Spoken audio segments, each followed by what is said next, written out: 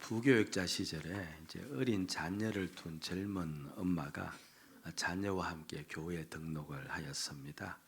까닭인즉 자신의 자녀가 교회 다니면 잘 성장할 수 있을 것 같아서 왔다는 거예요. 할머니 한 분은 자신의 손자가 이제 대학교 운동권이었는데 오래된 이야기죠. 그런데 그 일로 인해서 수배를 받자 그 손자가 잠적을 했습니다. 그런 가운데 집으로 입영 통지서가 날라온 거예요. 입영하지 않으면 병력 회피자가 되니까 꼼짝없이 그는 잡혀가야 됩니다. 그러니까 할머니 마음이 얼마나 속이 타는지 그래서 교회에 오셨어요. 교회에 와서 예배하면 그 손자가 집으로 돌아올 것 같아서 그렇게 등록하여서 신앙생활하는 것을 보았습니다. 많은 분들이 교회에 여러 가지 이유로 오십니다. 그러나 여러분들 꼭 기억하셔야 될 것은 어떤 이유든 교회에 오신 것은 복된 일입니다. 하나님의 큰 축복의 일임을 믿으셔야 됩니다.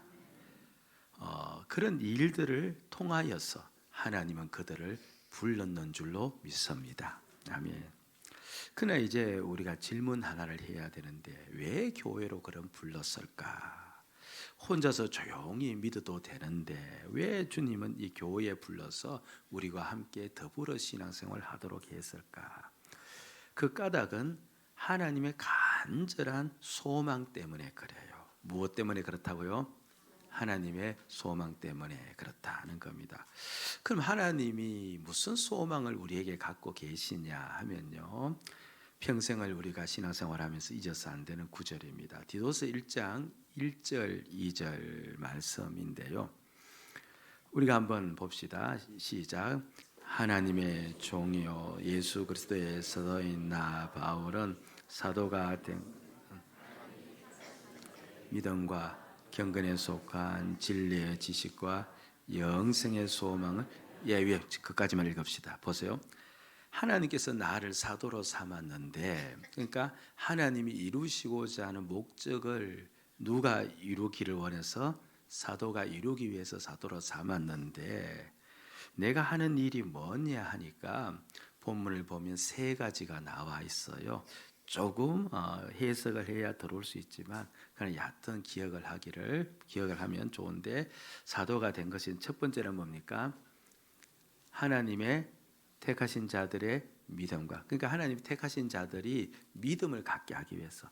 택하신 자는 다 있는데 아직까지 믿음이 없는 자들이 있어서 그들로 하여금 믿음 갖게 하기 위해서. 또 두 번째가 뭡니까? 믿음과 경건에 속한 진리의 지식과, 말이 어렵죠. 한마디로 예수 그리스도를 더 많이 배우고 알아감으로 더 예수 그리스도를 따라가도록 하기 위해서. 그러니까 선택받은 자들이 믿음을 가지고 예수 그리스도를 따라가도록 하고, 마지막 하나가 이제 끝에 나오는데 무엇을 위함이라? 영생의 소망을 위함이라. 이 말은요, 영생은 하나님과 함께 사는 거거든요.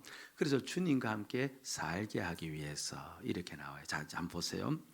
그러니까 제일 처음에 택하신 자들은 있는데 이 택하신 자들이 주님께 돌아와야 돼요. 그게 믿음이거든요. 그래서 그들로 하여금 믿게 하고, 믿은 다음에 그치는 것이 아니라 열심히 누구를 따라가야 돼요? 예수를 따라가도록 만들고, 따라갔으면 안 되고 누구와 함께 살아야 돼요? 예수와 함께 살게 하고, 따라합시다. 믿게 하고 따라가게 하고 함께 살게 하기 위해서. 그러면 최종적인 목적은 뭐예요? 함께 사는 겁니다. 그렇죠? 예? 이것을 보고 성경에서는 영생의 삶이라 그렇게 일러주어요. 예? 그러니까 하나님이 우리를 향한 간절한 소망이 있는데, 누구하고 함께 살았으면 좋겠다? 네, 나하고 함께 살았으면 좋겠다. 그러니까 왜 여러분들을 이곳에 불렀느냐 하니까 바로 우리 주 하나님이신 예수 그리스도와 어떻게 하기 위해서? 함께 살기 위해서 불렀다는 겁니다. 예. 그럼 이제 이 함께 사는 것, 이게 어떻게 이루어질 수 있느냐 하니까 그게 바로 내 스스로 이루어낼 수 있는 일이 아니고 교회를 통하여 이루어진다는 거예요. 예. 그것을 이제 오늘 본문에서 설명을 해놓고 있는 겁니다. 자, 제가 이제 그 설명할 테니까요. 좀 귀를 좀 세워서 한번 들어보세요. 바울이 이제 제자인 이제 디도를 데리고 그레데 섬을 방문해요. 우리나라 섬 이름도 다 모르는데 뭐 외국 섬까지 알 필요가 있겠습니까? 많은 그런 생각이 드는데 하여튼 무슨 섬이라고요? 그레데 섬을 방문하는데 근데 이제 섬은 섬인데요. 이 섬 규모가 뭐 제주도 같은 그 정도의 규모가 아니고 엄청나게 커요. 그냥 제가 수치로 보니까 그냥 폭이 이제 한 57km인데 폭은 넓지 않죠. 57km인데 길이가 대략 257km예요. 그러니까 상당히 큰 섬입니다. 섬이라기보다는 그야말로 육지라고 해도 과언이 아니죠. 예. 그런데 이제 그곳에 디도를 데리고 이제 전도 사역을 갔는데 믿는 자가 없어서 간 게 아니고 이미 그곳에 많이 믿는 자들이 있었어요. 넓은 지역이다 보니까 곳곳에 성이 있고 우리나라처럼 도가 있듯이 성이 있고 그 성에는 이미 믿는 자들이 그룹을 지어서 각 가정에서 모이고 있는 그런 상황이었습니다. 그럼에도 불구하고 또 그곳에서 가르치고 전도하다가 이제 바울이 다른 데로 또 급히 가야 됐습니다. 그래서 나는 이제 다른 데로 옮길 테니까 너는 이곳에 남아서 내가 너에게 명하는 일을 해라 하면서 한 가지를 디도에게 부탁을 해요. 그게 5절에 나옵니다. 저 5절을 보면 시작. 내가 너를 그리대에 남겨둔 이유는 남은 일을 정리하고 내가 명한 대로 각 성의 장로들을 왜 그를 남겨두었대요? 장로를 세우기 위해서. 그런데 7절 말씀을 여러분들 눈으로 보면 또 누구를 세우라고 합니까? 7절에 보면 감독을 세우라 그렇게 이야기해요. 그러니까 장로와 감독을 세우기 위해서 이제 디도가 너는 남아 있으라는 겁니다. 그런데 우린 장로, 감독하면 우린 별개의 인물로 여기는데 이 본문에서 이 두 부류는 별개의 인물이 아니고 한 인물을 가리켜요. 왜냐니까 그 당시 교회는 이렇게 그렇죠. 교회당을 짓고 모인 것이 아니라 어디서 모였다고 이야기합니까? 가정에서 모여서 가정교회예요. 그 가정에서 이제 중심으로 반경 그렇죠. 그 몇 미터 안에 사람들끼리 모여서 소그룹이죠. 모여서 예배드리는데 그러니까 그 소그룹이라도 누가 있어야 돼요? 지도자가 있어야 돼요. 그래서 장로를 다 세웠습니다. 그런데 그런 소그룹들이 이제 곳곳에 있으면 그거 전부 다 또 어떻게 해야 돼요? 감독을 내야 되잖아요. 그래서 이제 그걸 또 감독자로 세우는데 그리고 그 장로가 또 무슨 일을 하는 겁니까? 또 감독 역할도 하도록 그렇게 되어 있는 겁니다.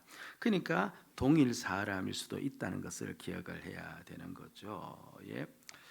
그렇게 이제 세웠는데 자, 그런데 이 장로나 감독을 세울 때 막 세우라고 이야기하지 않고 기준을 준 거예요. 자, 지금 우리가 무슨 이야기 하느냐 하니까 우리가 하나님과 함께 살기 위해 주님과 함께 살기 위해서 어디로 불렀대? 교회로 불렀는데 왜 교회에서 그 일이 이루어지는지를 제가 설명하고 있는 거예요. 길 잃지 마시고 따라오시라고 설명하고 있는데 그 이제 세웠는데 그 기준을 다 준 겁니다. 기준이 뭐냐니까요. 그냥 우리가 대략 7절 말씀을 한번 보시면요. 감독은 하나님의 청지기로서 몇 가지가 나와요. 첫째가 뭐죠? 책망할 것이 없고 그 다음에 제 고집대로 하지 아니하며 급히 분내지 않으며 술 즐기지 아니하며 굿하지 아니하며 더러운 이덕을 또 8절 나오긴 나오는데 이걸 쭉 보면서 어떤 생각이 들어요? 나도 감독해도 되겠다. 이런 생각 들지 않아요?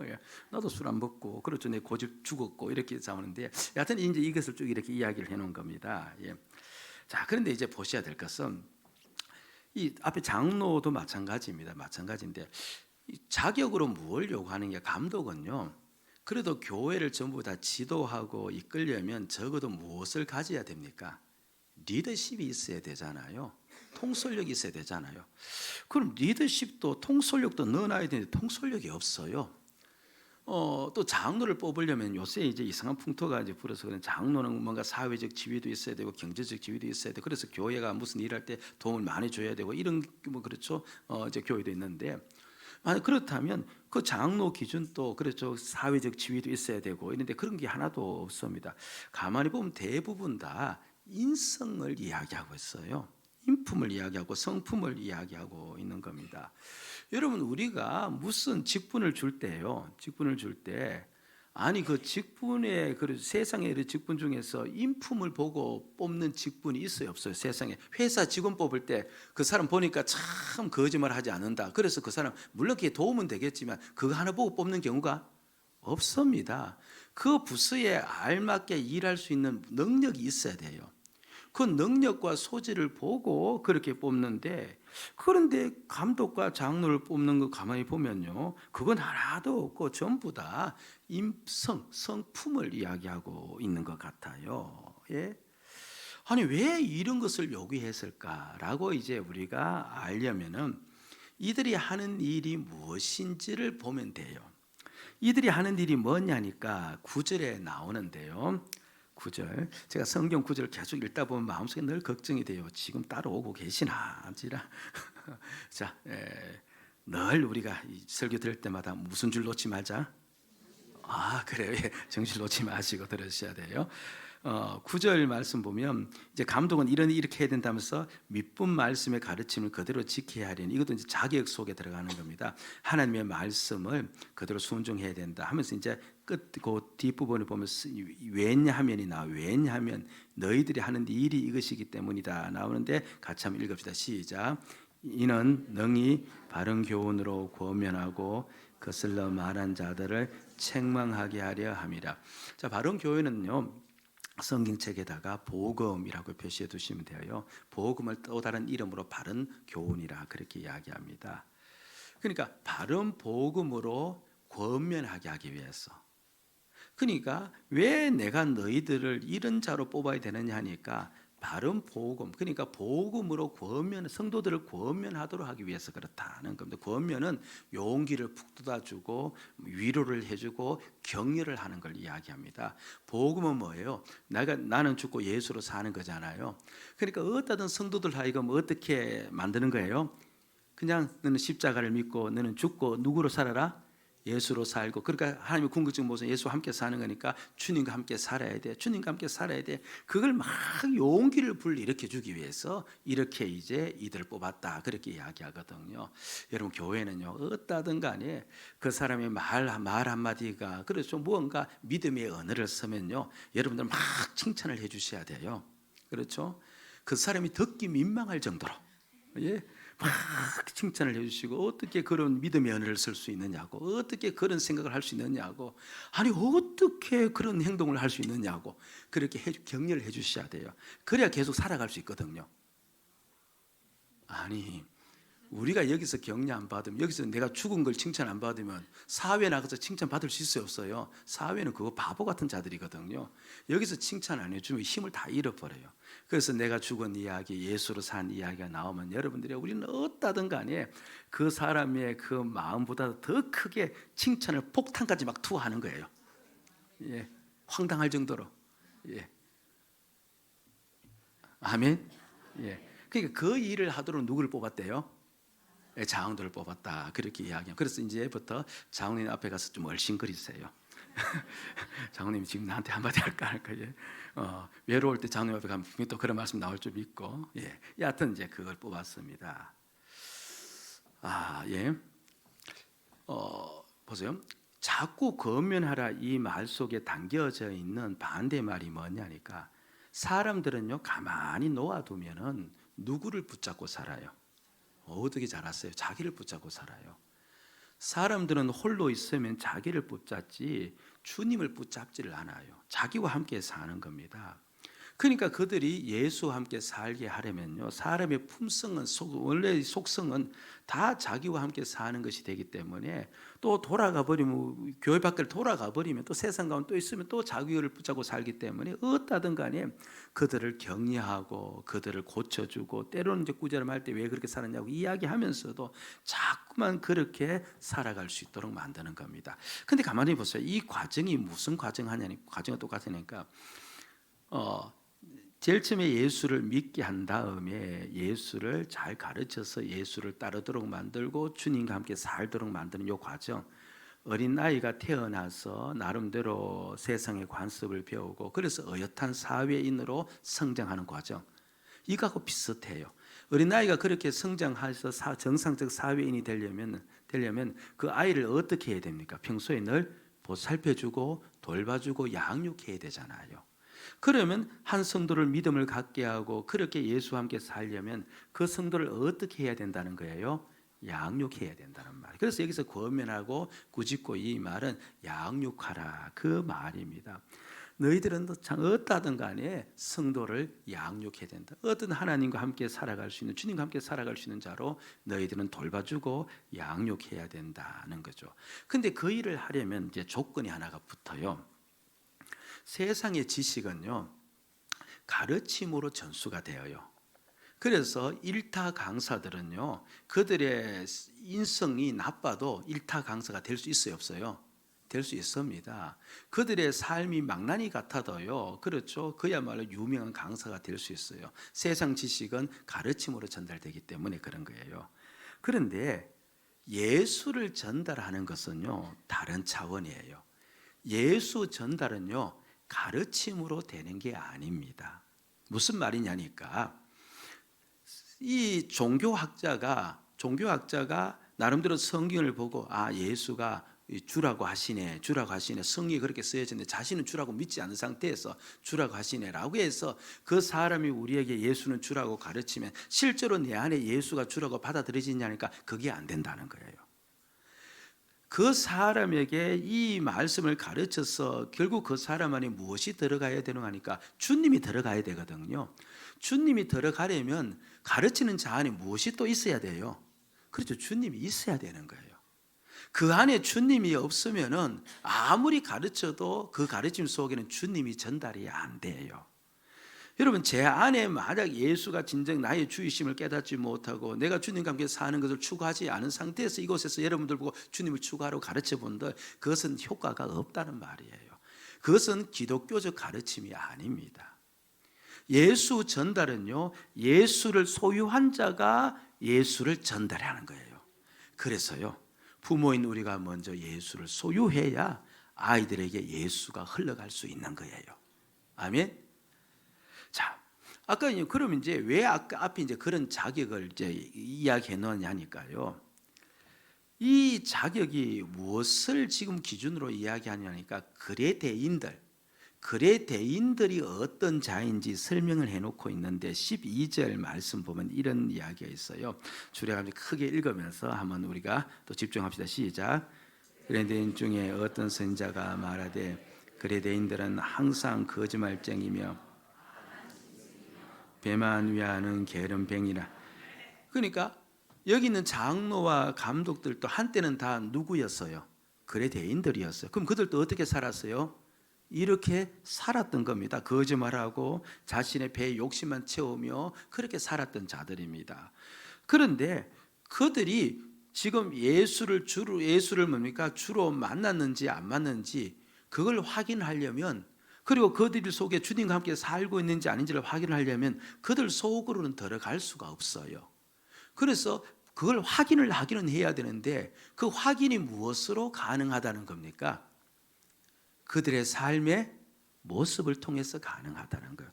더 이상 이런 삶을 살지 않고 그들은 분내지 않고 제 고집대로 하지 아니하고, 그전에는 자기 욕심에서 술을 즐겼는데 술을 다 즐기지 아니하고 굿하지 아니하고, 그 모습, 그게 도덕성을 이야기하는 게 아니고요, 그 모습은 그 사람들이 다 누구와 함께 살고 있기 때문에, 예수를 자신의 주로 삼고 주님과 함께 살고 있기 때문에 그런 모습으로 나타난 거예요. 그렇죠, 나타난 겁니다. 그래서 바로 그들을 뭡니까? 장로, 그렇죠, 감독으로 세워서 양육하도록 맡긴 겁니다. 도덕적으로 뛰어나서 맡긴 게 아니고 그들 안에 누가 있기 때문에?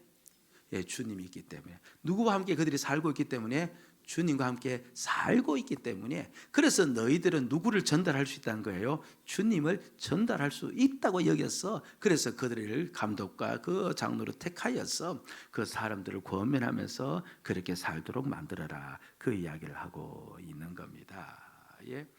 그런데 이 양육의 일이요, 감독과 장로들에게만 주어진 건 또 아니에요. 디도서 2장 이제 2절 3절을 보면요, 여기 이제 늙은 남자와 늙은 여자가 나오는데요. 예. 예, 어르신 이렇게 하면 좋겠는데 성경 그냥 늙은 이렇게 돼 있어요. 뭐 어떻게 합니까? 뭐 그렇죠. 예, 하여튼 예. 이제 이 그렇죠. 이 늙은 이제 여기서 늙었던 나이가 얼마쯤 되시는지 여러분 짐작하세요? 얼마쯤 될까요? 그냥 이거는 뭐 성경 흐름과는 관계없지만 나왔으니까 한번 알아맞혀 봅시다. 설교회를 그냥 듣기 위해서. 여기서 늙었다는 건 대략 한 몇 세를 좀 이야기할까요? 예? 60세? 90? 따야. 예. 이때가 2000년 전이에요. 우리가 지금 불과 4, 50년 전만 해도 4, 50년 아니죠. 제가 목회하는 초창기에는 그죠? 환갑 잔치가 그렇게 많았어요. 그 지금은 환갑 잔치 하면 뭡니까? 예, 큰일 나요. 그렇죠. 그때 환갑 잔치가 많았다는 말은 그때 환갑이 되었다는 말은 어떤 말이에요? 예, 나이가 들었다는 말이고 그게 60이란 말이잖아요. 60인데 근데 이때는요. 이 시기는 지금부터 2000년 전이에요. 그럼 평균 수명이 더 길었어요, 짧았어요? 더 짧았어요. 그래서 이때는 이 늙었다는 말을 한 대략 50대 중반을 가지고 이야기해요. 근데 지금 50대 중반은 성경 속에 있는 인물이에요. 늙으신 분들이에요. 그런데 그러니까 지금은 이제 뭐 늙었다 하면 것은 그죠? 좀 이제 기준이 많이 물러졌죠. 이제는 조금 이제 85 정도를 넘어야 좀 늙었지 않았는가. 그러니까 또 우리 서운해 하시는데 하여튼간에 예, 그렇지 않은 그런 생각되어지는데 예. 좋습니다. 그런데 보세요. 이 늙은 이제 여자들 막 가르치래요. 가르치는데 그런데 왜 가르치느냐 하니까 4절 말씀 보면 기막힌 말씀을 하세요. 4절 보면 그들로 무엇을 하게 하되 젊은 여자들을 교훈하게 하되 그들을 교훈하란 말은 복음으로 그들을 가르치란 말이거든요. 그럼 이 늙은 여자들도 젊은 여자들을 무엇하라는 말이에요? 양육을 하라는 말입니다. 너희들 속에도 예수 그리스도가 들어와 있고 주님과 함께 사니까 너희들도 그들을 양육해야 된다. 그러니까 가만히 보니까 오늘 이 말씀은 교회에 있는 모든 구성원이 전부 다 관심을 기울이고 집중해야 될 일이 무엇이라는 겁니까? 양육하는 일. 복음을 그들에게 이야기하고 그들을 하여금 어떠하든 간에 복음 안에서 살도록 복음 안에 주님과 함께 살도록 그 힘을 북돋아주고 격려하는 그 일을 장로와 감독만 하는 게 아니고 교회 모든 식구들이 어떻게 된다? 전부 다 해야 돼요. 그래서 교회의 가장 중심되는 일이 뭐라는 거예요? 바로 그 양육하는 일이다. 그 이야기를 하고 있는 겁니다. 교회 체계는요. 양육을 얼마나 잘하느냐를 체계를 세워야지 보고가 어떠하고 그렇죠 질서가 어떠하고 이거는 성경에서 이야기하는 바가 아닙니다. 우리 교회가요 어떤 한 성도가 들어오면요 정말 다 예수 잘 믿는 주님과 함께 사는 사람으로 그렇게 우리 교회에서 양육되어지는 역사가 일어나야 될 줄로 믿습니다. 아멘. 네. 자 그러면서 이제 여기서 그치지 않고 이제 2절을 이제 이야기하는데. 동시에 모든 성도들은 교회는 그것이 중심이 돼야 되지만 동시에 성도들은 양육을 받으려고 해야 된다는 거예요. 그래서 2장 11절 12절 나오고 있습니다. 2장 11절 12절 보면 모든 사람에게 구원을 주시는 하나님의 무엇이 나타나? 하나님의 은혜에다가 표시를 해두세요. 그것도 복음을 이야기해요. 복음이 나타나 우리를 무엇하시되? 양육하시되 모든 성도들은 내가 사도가 되었던 장로가 되었던 여전히 나는 주님과 함께 더 깊이 더 넓게 살아야 되는 성장이 있어야 돼요. 그래서 또 모두가 다 무엇 받기를 원하는 겁니까? 복음으로 양육받기를 원해야 된다. 그렇게 이야기를 합니다. 사도 바울이 이렇게 고린도 후서 4장 16절에서 고백을 해요. 사도 바울은 성경을 다 기록한 사람입니다. 그런데 그가 어떻게 4장 16절에서 이야기를 하는가 하니까 그러므로 우리가 낙심하지 않으니 우리의 그 사람은 낡아지나 육신은 자꾸 늙어가지만 우리의 속 사람은 어떠하대요? 날로 새로워요. 그러니까 속이 날로 새로워진다는 말은 어제하고 오늘이 똑같다 다르다? 다르다. 성장한다는 말이에요. 그게 사도 바울도 날마다 양육받기를 원하고 성장하기를 원했다는 것을 알 수 있는 겁니다. 하나님의 간절한 소원은요 우리가 주님과 함께 살아가는 것. 근데 그 일은 무엇을 통해서 이루어진다? 양육을 통해서 이루어진다. 이게 하나님이 우리를 향한 간절한 소원이고 그 소원 때문에 우리를 이곳에 불러놓았다는 겁니다. 그래서 우리가 늘 이렇게 외쳐야 됩니다. 그래 양육받아서 더 주님과 함께 살아야 돼. 그래, 양육받아서 더 주님과 함께 살아야 돼. 저 혼자만 독창하지 마시고 따라서니까요. 따라할 때 그래, 양육받아 더 주님과 함께 살자. 자, 시작. 그래, 양육받아 더 그래다가 조금 이 감정을 쏟아 넣어서 자 잊지 않도록 시작. 그래, 양육받아. 교과서 저걸 읽지 말라니까. 그래, 양육받아 더 주님과 함께 살자. 주님과 함께 살자. 여기서 양육받아라니까 어떤 분은 제자반 참석하라 이 말인 줄 오해하고 있는 모양인데 그게 아니에요. 여기서 양육받아라는 말은요, 내가 지금 성장해야 되는 자임을 내가 인정하라는 거예요. 예? 또 다른 말은 뭡니까? 사람은 자기성이 너무 강하거든요. 나 또한 자기 중심성이 너무 강하기 때문에 어디든 간에 네 자기 중심성이 내가 깨어져야 된다는 것을 내 스스로 고백하는 거예요. 그래, 겸손의 태도입니다. 그래, 내가 양육받아 주님과 함께 살아야지. 내가 이렇게 이 정도에서 머물러서 안 돼. 내가 더 성장해야 돼. 내가 더 성장해서 주님과 더 깊이 관계를 가져야 돼. 선줄로 생각하지 말고, 내가 다 이루었다 생각하지 마시고, 내가 더 높이 더 멀리 성장해야 됨을 깨닫고 날마다 이렇게 외치면서 우리가 살아야 된다는 걸 오늘 우리에게 가르쳐 주는 거예요. 그래서 다시 한번 크게 외칩니다. 그래, 시작. 그래, 양육받아 더 주님과 함께 살자. 그렇죠. 자, 이게 이제 딱 정말 실제로 그런 마음이 들잖아요. 그런 마음이 들리면요, 그 시각이 열리면 나의 신앙 생활이 이 시간 이후로부터 180도 달라져 버려요. 달라집니다. 보세요. 지금 여러분들이 말씀을 듣는데요, 저의 이 말씀을 여기서 앉아 계신 모든 분들이 똑같이 듣느냐 하니까 똑같이 듣질 않습니다. 만약 우리들 중에서요, 내 신앙은 이만하면 됐다라고 만약에 그런 마음이 조금이라도 있는 분이 있다면 제 이 설교를 들을 때 설교를 평가하려고 들지 마음으로 말씀을 다 받으려고 들지는 않을 거예요.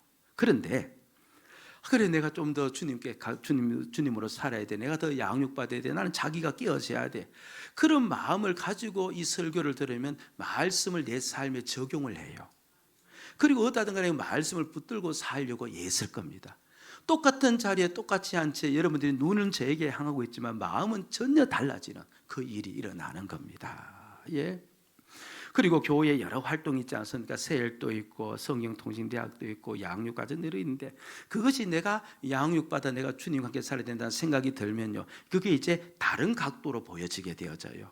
그동안의 시간이 있니 없니, 내가 바쁘니, 그걸 가지고 따졌다면, 내가 양육받아서 내가 주님과 살아야 된다면 내가 그것을 어떻게 해야 될지 내 마음속에는 다른 각도로 보게 되어지고 다른 각도로 접근하게 되어지는 겁니다. 그럼 가끔 이제 교회가 여러분들이 예배에 참석하지 않으면요, 전하죠. 그리고 기쁨의 편지를요, 여러분들이 계시지 않지만서도 붙여놓고 오지 않습니까? 붙여놓고 오고, 여하튼 교회가 할 수 있는 모든 노력을 기울여서 어떤 예배 자리에 오려고 합니다.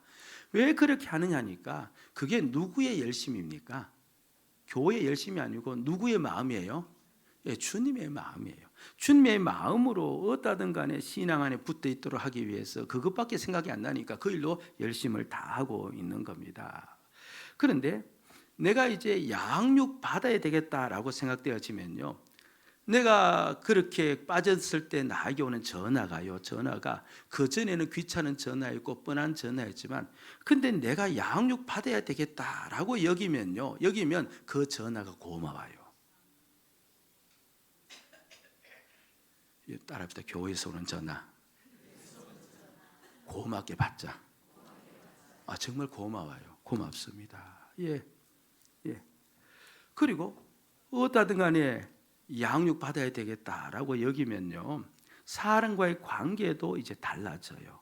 그전에 그 사람의 말 한마디가 나에게 상처가 되었다면, 그래서 상처되었을 때 그 사람을 원망했다면, 내가 양육 받아야 된다라고 여기면요, 상처난 나를 보면서 저 말 한마디에 상처나서 이렇게 힘들어하는 나를 보게 되면서 내가 왜 이렇게 사냐, 주님과 함께 살아야 되는데 내가 왜 이렇게 말 한마디에 흔들리면서 자신을 보면서 오히려 뛰쳐나오게 되어져요.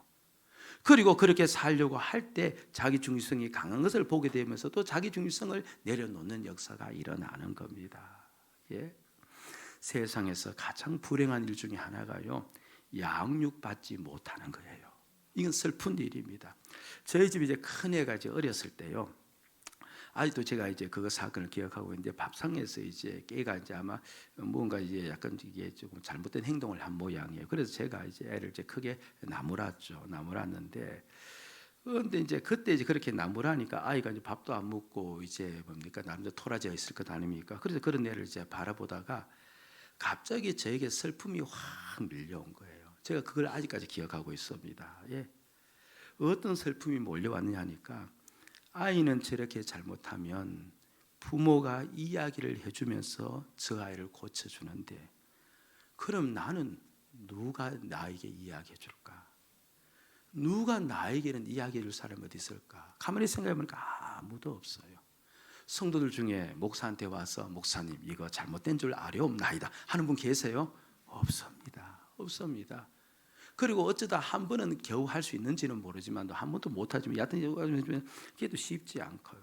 그럼 제가 그때 부교육자이기 때문에 담임 목사님은 그걸 할 수 있는 게 아닙니다.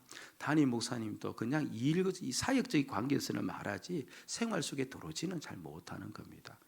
그러니까 나는 누구에게 저런 말 듣고 그러니까 나는 어떻게 성장하냐, 나는 어떻게 성숙할 수 있느냐 그런 생각이 드니까요. 그 아이를 보면서 제 마음속에 얼마나 큰 슬픔이 몰려왔는지 모릅니다. 여러분들이야 양육받는 게 복이에요. 여러분들 만약에 교회에서 내버려 두었다고 생각해 보시기 바랍니다. 여러분 기뻐할 것 같습니까? 좋을 것 같습니까? 여러분 그거 내쳐진 것만큼 슬픈 게 없어요. 그보다 슬픈 게 없는 겁니다. 예? 그리고 우리가 진정 그렇게 양육받기를 원해서 어떤 주님과 함께 살기를 원하는 마음으로 그렇게 나가면요, 그때부터 인생이 바뀌어집니다. 제가 보증합니다. 기뻐하는 인생이 되어져요. 예. 여러분 멀리 갈 것 없어요. 오늘 나가시면서요 현관에 감사 카드를 붙여놓지 않았습니까? 감사 카드를 쭉 한번 읽어보시기 바랍니다. 그 중에서 어렵고 힘든 가운데서도 예서 감사하시는 분이 계십니다. 그래서 여러분이 계시는데 만약에요 그분이 예 자아에 붙들려서 살고 자기를 붙들고 살면은 감사할 수 있을까요? 없을까요? 없습니다. 탄식하고 원망했을 겁니다. 그런데 그분이 힘든 가운데 어려운 가운데도 예서 감사할 수 있는 까닭은 그는 누구와 함께 살고 있기 때문에 그래요? 주님과 함께 살기에 그런 겁니다. 물론 그 무거운 마음을 가지고 그렇게 했을지라도 그러나 천냥지차잖아요. 자기를 붙잡고 사는 자가 탄식하는 것하고 주님 붙잡고 살면서 함께 살면서 그래도 감사하려고 애쓰는 것하고 완전히 다릅니다. 성장반 한 분이 그렇죠 그런 고백을 했다는 것을 적어놓은 것을 제가 보았는데요. 요즘은 예배 자리에 있는 이 교우들만 봐도 너무 사랑스럽고 섬겨주고 싶은 마음이 막 속에서부터 든대요. 안 놀라는구만요. 집에 가서 내 식구도 귀찮다고 그렇죠? 잘 섬겨주지 않으려고 하는 이 세대 속에서 교회에 와서 성도들 봐도 너무 사랑스럽고 그리고 성도들 봐도 섬겨주지 말고 그분은 교회 생활이 어때요? 행복한 거예요. 그분이 그렇다면 교인들도 그렇다면 집에 가서 가족들도 그렇죠. 그럼 가족들도 가정생활도 행복한 겁니다. 그분이 그런 마음이 든 까닭은 자기를 붙들고 있으면요 절대 그런 마음 들지 않아요. 자기 붙들고 있으면 앞에 있는 사람 뒤통수만 봐도 신경질 나요. 예. 그런데 주님과 함께 살고 있기 때문에 주님의 마음으로 보려고 하기 때문에 그 심령 속에서 그 마음이 애틋한 마음이 일어나는 겁니다. 천냥지차가 그렇죠 차이가 나는 겁니다. 예. 그러니까 우리가 양육 받으려고 하면요 정말 우리 심령 속에 기쁨이 회복되어져요. 아멘. 그리고 이렇게 양육 받으려고 하면서 주님과 함께 살려고 애쓰면 보세요. 그러면 그는 누구를 닮아갈까요? 그렇죠. 말할 필요 없이 예수님을 닮아가죠. 그런데 우리가 닮은 데를 얼마나 닮겠습니까만은 그래도 말하는 말씨가 조금 달라질 것이고 그의 눈빛 하나가 조금 달라질 것 아닙니까? 여러분 나이 40에 얼굴에 책임을 진다고 링컨 대통령이 이야기해야 되는데요. 우리 얼굴에 우리가 책임을 져야 돼요. 이것도 적어도 예수 수십 년 믿으면 그 얼굴에 아우라가 있어야 돼요. 예. 누구 아우라가 나타나야 돼요? 그래서 조금이나마 예수 믿는 아우라가 나타나야 되는데 그런데 보세요. 그 예수 믿어서 조금이라도 내게서 예수 모습 나타나면요 우리는 그것을 그냥 아이고 예수 믿어 변했다라고만 여기는데 성경은 그렇게 이야기하잖아요. 어마어마한 이야기를 하는데 출애굽기 33장 19절이에요. 그래서 여호와께서 이르시되 그 다음 어떤 말씀합니까? 저까지 보세요. 내가 내 모든 선한 것을 내 앞으로 지나가게 하고, 저 선한 것은요 선한 형상인데 하나님이 지금 모세에게 내가 너 앞을 지나가게 하겠다, 지나가겠다는 말, 지나가는데 하나님이 지나가는 것을 선한 형상으로 표현한 거예요. 선한 형상으로. 근데 저기서 선하다는 말은 투브라는 히브리어인데요, 저게 원문 해석 그대로 하면 복되다는 말이에요. 하나님의 형상은 무슨 형상이에요? 선한 형상이 아니고 엄격히 따지면 복된 형상이에요. 하나님의 형상이 복된 형상이기 때문에 내 말실 속에서 그래도 예수 흔적 나와서 축복의 말을 하고, 그래도 내 말실 속에서 예수님 닮아서 어떤 그 사람이 있어 기도해 주는 말을 하고 있다면 그 사람은 무엇을 받은 겁니까? 무엇을 받은 거예요? 그것은 하나님의 형상, 복된 형상이기 때문에 나는 무엇을 받아요? 복 받은 거예요. 나에게서 예수 모습 조금 나타난다는 것은요, 여러분들이 하나님은 그것을 그냥 지나치지 않고 너는 진실로 복 받은 자라고 인정하는 거예요. 다른 게 복이 아니고 예수 모습으로 살아가는 게 복인 거라는 겁니다. 하나님은 어떠하든 간에 우리가 주님과 함께 사는 자로 세우기 위해서 열심을 냅니다. 하나님의 열심을 보셔야 되는데, 우리 마지막 한 구절만 더 읽읍시다. 고린도후서 12장 2절입니다. 내가 하나님의 열심으로 너희를 위해서 열심을 낸다. 그러니까 하나님이 실제로 열심을 내는데 근데 내가 지금 대신해서 열심을 내는데, 그 다음 같이 읽읍시다. 시작. 너희를 정결한 처녀로 한 남편인 그리스도께 드리려고 중미함이로다. 이 무슨 말입니까? 너희를 그리스도의 정결한 신부로 내가 너희들을 만들어 가기를 원한다. 그러니까 하나님은 간절히 원하기를 우리가 정말 주님과 함께 살아갈 수 있는 그런 자로 만들어 가기를 원한다는 하나님의 열심입니다. 여러분들, 우리가 지난주에 다윗을 향한 하나님의 열심을 들었습니다. 하나님께서 다윗을 향해서 그의 생활 속에 깊숙이 들어와서 그 생활을 만들어가고 다듬어갈 때 궁극적 목적은 그에게 왕권을 영원토록 주기 위해서 그게 아니올시다. 하나님이 다윗의 생활 속에 들어와서 열심을 낸 까닭은 다윗의 삶을 부유하기 위해서 그것도 아닙니다. 만약 하나님의 목적이 부유함이라면 다윗이 잘못했을 때 내려쳐야 됩니까? 내려치지 말아야 됩니까? 치지 말아야 됩니다. 근데 그를 쳤거든요. 하나님의 목적은요, 하나님의 열심은 다윗을 정결한 신부가 되어서 하나님과 함께 살게 하기 위해서, 우리를 이곳에 불러둔 까닭은요, 여러분 잊지 마셔야 됩니다. 이곳에서 서로 격려하고 다듬도록 해서 예수 그리스도와 함께 살도록 하기 위해서 우리를 이곳에 모아놓고 서로 의지하면서 살도록 만들어 놓은 거예요. 아멘. 어떠하든 간에 하나님이 이렇게 우리에게 열심히 낸다는 것을 꼭 기억하시고, 그 열심에 대한 반응으로서 그래, 나도 이제 양육 받으며 살아야 되겠다. 나도 자기를 내려놓고 오직 주님께 양육 받으며 살아야 되겠다. 그렇게 생각하고 다짐하면서 오늘 우리가 신앙생활을 한 걸음 나아간다면 우리는 주님과 함께 하는 생활하면서 놀라운 삶이 펼쳐질 줄로 믿습니다. 아멘.